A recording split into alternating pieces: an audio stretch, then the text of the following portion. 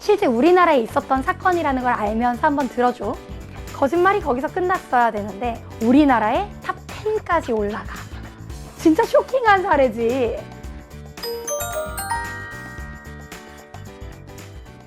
객관적인 소속이 안 돼 있는데 객관 X, 주관적인 소속만 되어 있는 경우.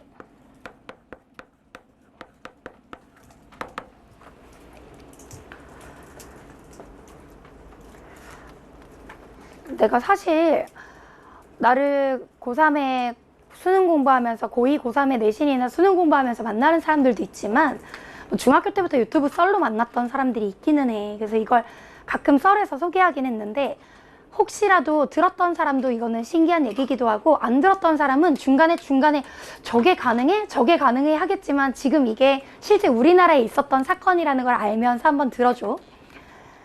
자, 우리나라에 1970년대 한 80년대 정도에 있었던 얘기라고 생각하면 되고, 자, 어떤 시골에 한 중학생이 있었어. 부모님은 시골에서 농사를 짓는 분들이었고 정말 깡촌에서 이제 학교를 다니던 애야. 근데 학교를 제대로 나가지도 않고 땡땡이를 치고 뭐 중학교도 제대로 마치지 못했어. 근데 부모님한테는 학교를 잘 다니고 있다고 뻥을 친 거야. 이 아이의 뻥은 여기서 시작돼. 중학교를 제대로 다니고 있다고 하고 고등학교를 입학했다고 뻥을 쳐. 아침마다 학교 다녀오겠습니다 하고 학교에 가는 척 하면서 놀러 가고 학교가 끝날 때쯤 학교 다녀왔습니다 하고 들어가. 너 중간고사 볼 때 안 됐냐? 그러면 중간고사 봤다고 하고 성적표를 자기 손으로 그려서, 시골에 있는 노부모니까 그때만 해도 아직 우리나라의 모든 시골 학교에 프린터가 보급되기 전이라는 걸 생각하면 이해될 만도 해.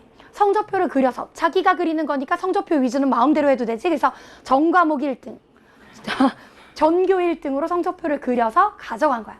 그걸 고3 때까지 계속. 부모님은 얘가 고등학교에 잘 다니고 있고 전교 1등이라고 믿고 있었고 얘는 그 거짓말이 아주 익숙해져 버린 거지. 그때는 학력고사 시대였는데 수능이 도입되기 전, 수능은 1994년에 도입되니까 학력고사 볼 때 안 됐냐고 부모님 물어보자. 아, 볼 때가 됐다고. 그럼 전교 1등이니까 학력고사도 자신 있냐? 그러니까 당연히 다 맞을 수 있다고. 이렇게 얘기해서 학력고사 보는 날도 역시 놀다 들어갔지만 잘 보고 왔다고 얘기해. 얼마나 잘 봤냐 그래서 다 맞았다고 뻥을 쳐. 부모님이 그 가난한 형편에 농사 미천인 소를 잡아 마을에 잔치를 해. 우리 아들이 이 점수면 서울대 법대도 간다더라. 그래서 어떻게 됐냐? 거짓말이 거기서 멈추지 않고 부모님과 함께 서울대 법대 입학식에 참여해. 샤대문 앞에서도 사진을 찍고 입학식장에 실제로 앉아 있었다고 해.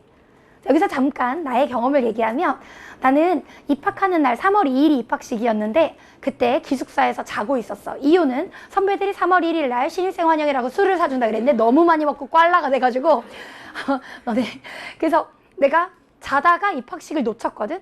사실 입학식은 들어갈 때 전혀 출결 체크 같은 게 없고 얘가 진짜 신입생인지 확인하는 절차가 없어. 너희도 3월 2일 날 서울대 입학식에 가서 앉아 있을 수 있단다.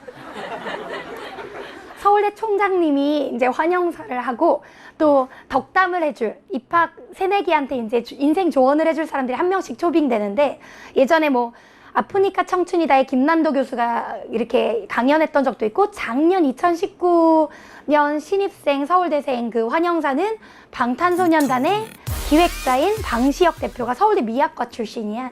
그래서 이제 그런 강연을 해가지고 뉴스에도 나오고 그랬어. 어쨌든 그 자리에 너희도 앉아있을 수 있다는 걸 생각하면 우선 걔가 서울대 입학식에 서울대 신입생인 척하고 앉아있고 부모님이 기뻐하는 장면을 생각해봐. 거짓말이 거기서 끝났어야 되는데 얘가 남자라면 군대를 먼저 다녀와야 한다면서 부모님께 군대 가겠다고 얘기를 해.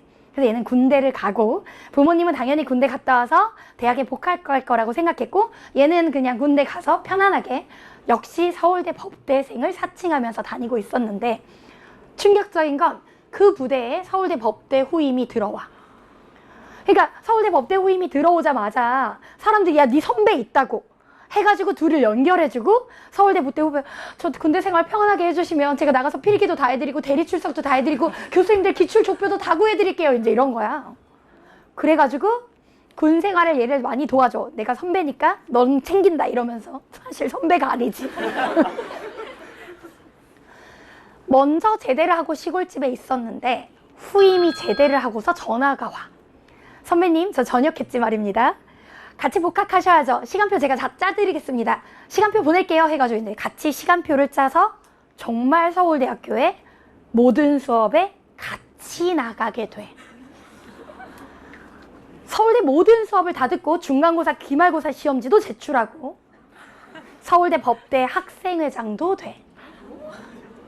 서울대 법대 학생회장의 신분으로 우리나라의 재력가의 집안에서 입주과외도 하게 되고 거기서 입담도 좋고 똑똑한 청년이 입주과외를 한다 해서 그 자산가들이 얘한테 주식 투자도 맡겨. 우리 집안 돈 좀 관리해주게 서울대 법대생 이러면서 네 알겠습니다 하면서 이제 큰 돈을 굴리기 시작해.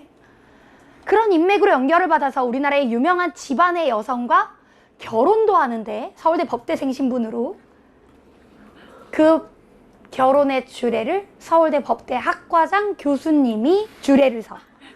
하객들은 진짜 다 서울대생. 우리 학생회장이 결혼하니까 다 같이 갔지. 이 거짓말은 언제 들통났을까? 잠깐 여기서 또 배경 지식. 나도 서울대 법학을 부전공했는데 서울대 법대 수업은 거의 대부분 대형 수업이고 출석 체크를 들어갈 때 하지 않아. 교수님이 출석부를 부르는 일은 흔치 않고 랜덤하게 자네는 이름이 뭔가? 하고 질문을 해서 체크를 하고 만약 자네는 출석부에 왜 이름이 없나 하면 아주 간단해. 왜냐면 그 교수님을 존경해서 교수님 수업 너무 듣고 싶어서 청강생이에요 이러면 잘 듣게 막 이러면서 자기 존경한다잖아. 교수님들 뭐라고 안 쫓아내. 사법고시도 보러 가.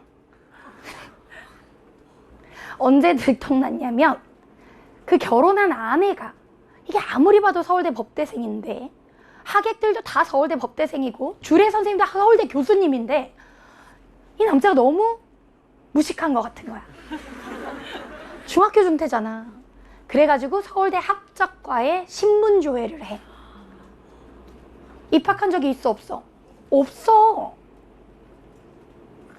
그래가지고 이 여자가 혼인무효소송, 사기죄, 혼인빙자 간음죄 등으로 대대적으로 이 사람 고소하고 여자네 집안이 빵빵했단 말이야. 그러니까 언론에 대대적으로 사기죄로 서울대 사칭범으로 보도가 돼. 우리나라의 언론에 되게 대대적으로 보도가 되지. 이 정도 사건이니까. 근데 여기서 이 사건이 끝나지 않아. 그 후 서울대 법대 동창회에 이 사람이 또 나가. 사람들이 얼마나 놀랐겠어. 서울대 법대 사칭범으로 언론에 대대적인 보도가 나고 혼인무효소송이 막 되고 막 진짜 대충격 사건이었거든. 법대 학생회장이었는데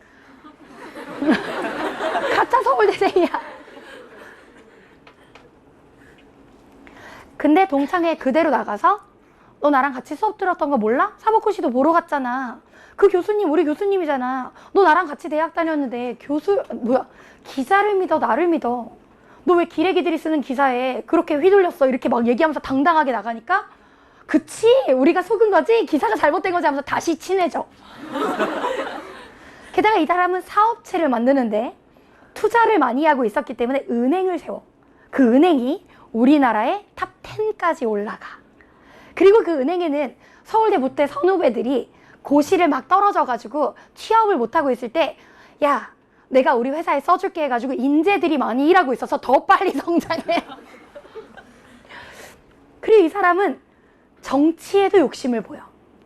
돈을 좀 만졌잖아. 큰 은행의 회장이 됐거든. 내가 실화라 그랬지?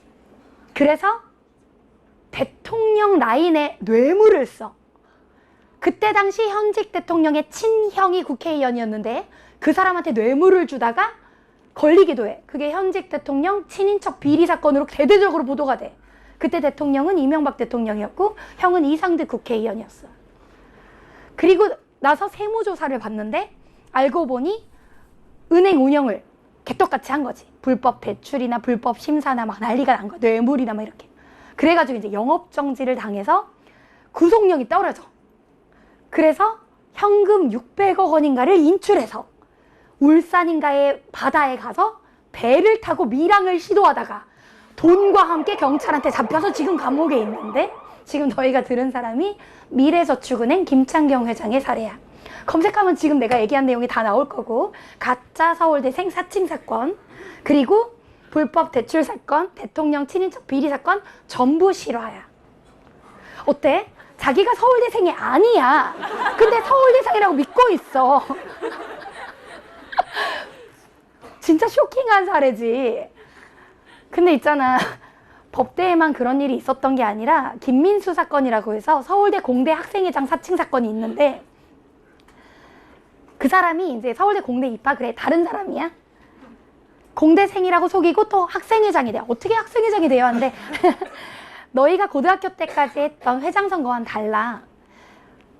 학생회는 학생들의 자치기구라서 본부나 학적과랑 상관없이 학생들끼리 후보를 하고 투표를 진행해.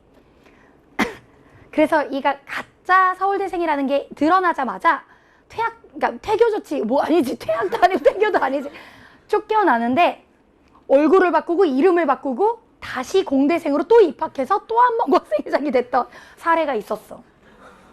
나도 어떤 사람 목격한 적 있냐면, 내가 서울대에서 동아리를 2개를 했거든. 하나는 서예 동아리, 하나는 국악 동아리. 근데 국악 동아리는 거문고, 해금, 피리, 대금, 가야금 이런 것들을 이제 연주하는 서울대학교 여민락이라는 동아리였는데, 내가 그날 공강 시간에 동아리방에 갔는데 원래는 친구들이 되게 많은데 그날따라 사람들이 되게 없었어. 그래서 나 혼자 거문고 연주하기가 좀 뻘쭘하니까 옆에, 야, 악기 연주하려고 옆에 있는 애한테 말을 걸었었는데, 내가 처음 보는 애야. 너 무슨 과야? 그랬더니 자기 무슨 과래. 그래서 나 너 처음 보는 애. 그때 어제 동아리 들어왔대. 그래서 근데 너 악기 다룰 줄 알아? 그래가지고 같이 악기를 연주했어, 걔랑. 그리고 어떻게 됐는지 알아? 걔가 그 동아리방에 있는 악기를 싹 훔쳐가지고 도망간 도둑놈이었던 거야. 그래가지고 서울대생 사칭 사건으로 동아리방을 절도하고 다닌 절도범이었어. CCTV를 보니까. 나랑 대화도 했는데. 어쨌든 객관적으로는 서울대생이 아니야. 주관적인 소속감을 가지고 있어. 그럼 이거 내 집단이야? 아니야. 이거 봐봐. 이거 내 집단도 아니고, 그렇다고 해서 외 집단도 아니야. 이건 뭐도 아니냐면 소속 집단도 아니야.